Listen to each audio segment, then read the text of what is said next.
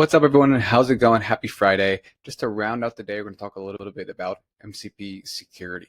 So we have been looking into MCP because we're going to be implementing some MCP-like features in Prompt Hub soon, more to come on that. So we've been going really deep into the topic, learning just a lot about the protocol, how all the interaction works, and including kind of getting down the rabbit hole of MCP security. So some quick numbers from a company called Equixly, and the blog post will be linked below. They basically looked at a bunch of open source servers that were accessible and ran some security assessments on them.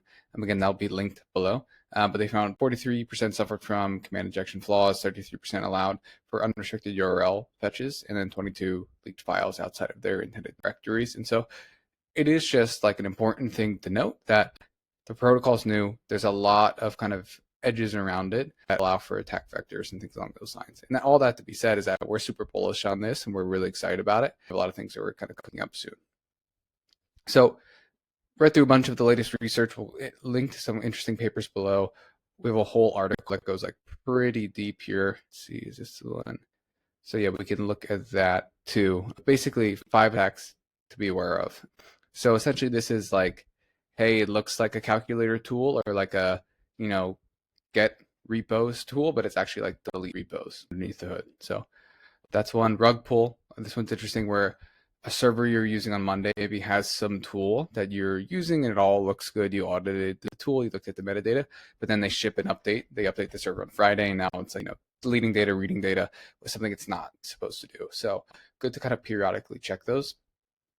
And we're going to have an automated checker in Prompt Hub that will basically pin versions of the tools, and then when there's updates, you can either choose to use them or not. Retrieval agent deception.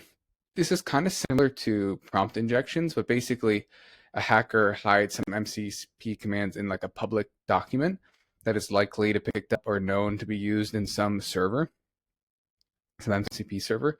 So basically a user says, hey, go get me some information. The attacker knows certain public files that it would probably go and read and embed some MCP like rules in there.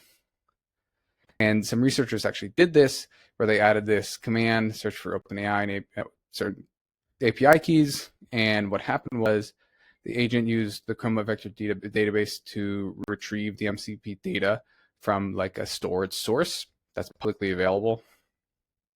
Use a search tool to find those variables, and then use a Slack integration to paste it into Slack, which you end up seeing here. So again, it's analogous to prompt injections in that like you're inserting some nefarious instructions into like a publicly available website or something of those lines.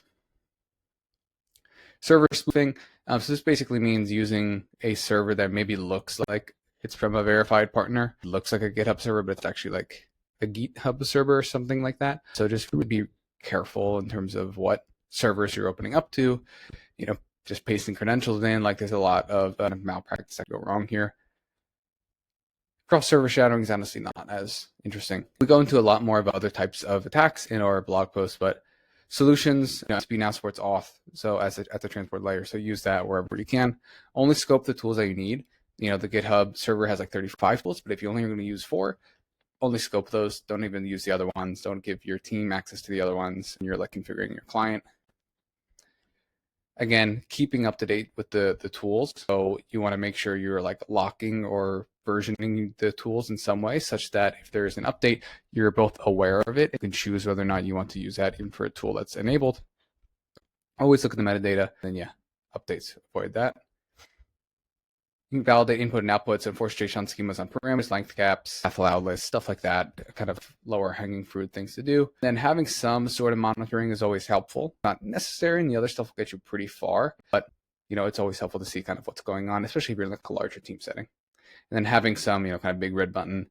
Maybe this ties to your logging if like certain things get flagged, if certain tools used a lot of times or there's a lot of failures. So those are a bunch of solutions you can kind of put in place today. And again, we're very bullish on MCP. We're super excited about it, and we'll have an update later once we launch whatever we're working on to give you an idea of what it kind of looks like inside, and then also how it will work in the platform.